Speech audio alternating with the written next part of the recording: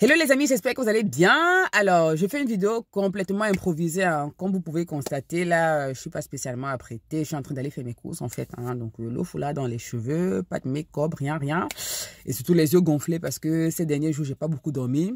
Vous allez comprendre pourquoi dans cette vidéo. Et donc, j'ai juste voulu, en fait, partager avec les mamans qui m'écoutent cette vidéo. C'est pour les mamans. J'ai voulu partager une expérience que je viens de vivre qui m'a fait énormément de bien. Et je me suis dit que ça peut vous faire du bien aussi. Et donc, j'hésite pas à partager. Vous savez que j'aime de temps en temps, quand je peux, quand j'ai le temps, partager mes petites expériences, astuces, anecdotes, etc. Et donc, j'ai voulu partager cette expérience avec vous. Alors, en fait, je rentre d'un voyage avec des copines. Donc, nous sommes partis quelques jours en vacances. C'est un voyage qu'on avait prévu depuis un moment et qu'on avait surtout voulu être un moment pour nous. Mais vraiment pour nous, on voulait sortir du train-train quotidien, de nos occupations, de notre charge mentale. On voulait fuir, vraiment partir. Et donc, on a prévu ce voyage sans les enfants et sans les maris, n'est-ce pas? Et donc, on est parti quelques jours. On n'était pas loin, on était en Espagne. Il faisait très beau. Et ça nous a fait beaucoup de bien. Déjà, le lendemain matin, quand tu te réveilles, déjà tu te réveilles, tu mets pas le réveil, tu te réveilles quand ton sommeil est fini. Et donc, tu te réveilles le matin et tu n'as pas à te demander qu'est-ce que je vais préparer aujourd'hui. Qu'est-ce que les enfants vont manger? Qu'est-ce que monsieur va manger? C'est-à-dire que seulement ça paraît banal, mais seulement de ne pas avoir à réfléchir à ce que tu vas préparer. Le goût de ça, vraiment. Non, c'était le réveil trop bien, quoi. Je n'ai même pas les mots. Et donc, on se réveillait. Alors, on avait prévu des activités. On est dans un hôtel en pension complète, un hôtel qui proposait plein d'activités, spa, détente, piscine, etc., sport. Et donc, on se levait en fait à notre heure et on décidait, ça sortait comme ça sortait quoi. On se décidait de ce qu'on allait faire dans la journée. Parfois, on disait même on va faire ça. Mais après, on partait dans des programmes même qu'on n'avait pas prévus. Enfin, il n'y avait pas comment dire ça, d'obligation, quoi. Vraiment, on se mettait à l'aise. Et donc, voilà, grosso modo, le mot d'ordre, c'était détente, flemmardise, discussion, le Congo, ça ne pouvait pas manquer. Vous savez que les femmes se rencontrent. Les papos, non, on a beaucoup bavardé.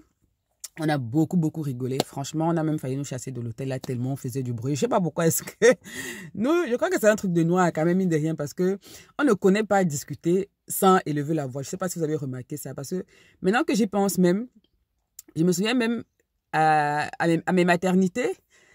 À chaque fois, les infirmiers étaient toujours obligés, quand j'ai accouché et j'avais toujours des amis ou de la famille qui venaient me rendre visite, les infirmiers étaient tout le temps obligés de passer de temps en temps pour faire chut, parce que quand ils venaient me rendre visite, on partait toujours dans les débats et les tons montaient toujours, on ne connaît pas parler doucement.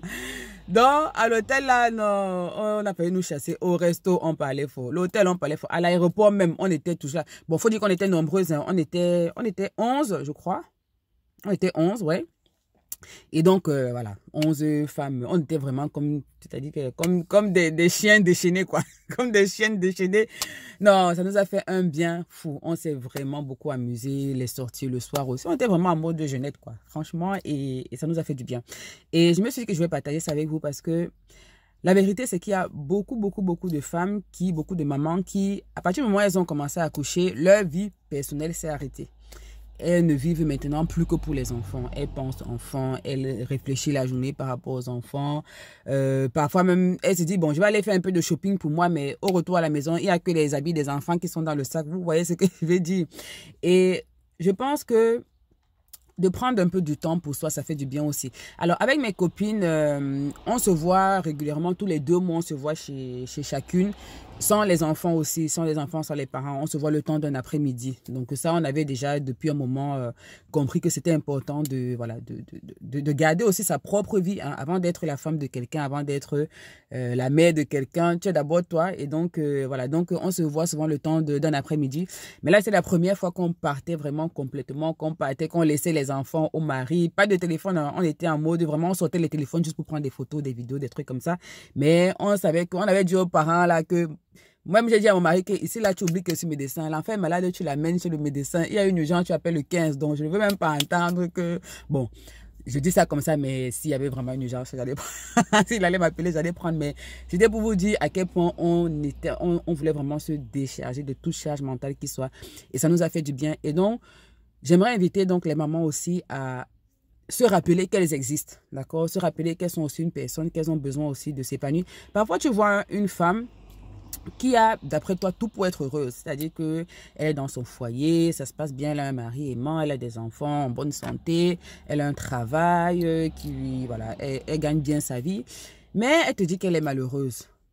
Pourquoi? Parce qu'en fait, son moi n'existe plus, entre guillemets. Je ne sais pas si vous comprenez ce que je dis, mais en fait, elle n'est pas heureuse elle-même, quoi, parce qu'elle vit pour ses enfants, elle vit pour son foyer, etc. C'est bien, hein, c'est bien beau de tout ça, mais avant de vouloir le bonheur des autres, il faut pas s'oublier aussi. Hein. Charité bonne ordonnée commence par soi-même. Donc, il faut aussi penser à ça, vraiment. Et ça fait beaucoup de bien. Ça fait beaucoup de bien. Donc, voilà, j'ai voulu tout simplement partager ça avec vous. Nous, ça nous a fait beaucoup de bien. Et on s'est dit, bien évidemment, qu'on va répéter ça au moins une fois par an, partie comme ça loin.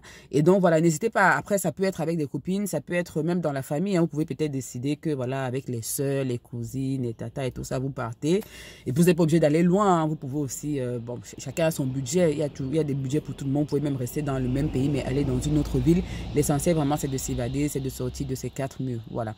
Donc, voilà le petite chose que je voulais partager avec vous. Moi, je pète la forme. Franchement, je suis rentrée, je suis bien. Je suis fatiguée. Je suis fatiguée parce que franchement, les nuits, on ne dormait pas. On passait la nuit à bavarder. Les sujets ne finissaient pas. On est sortis aussi quelques fois. Donc, je suis fatiguée, mais en même temps, je suis bien. J'ai un certain peps là. C'est un mélange en fait de tout. Donc voilà. Essayez, pensez à vous les filles. Pensez aussi un peu à vous. Allez, bisous. Je m'en vais faire mes courses.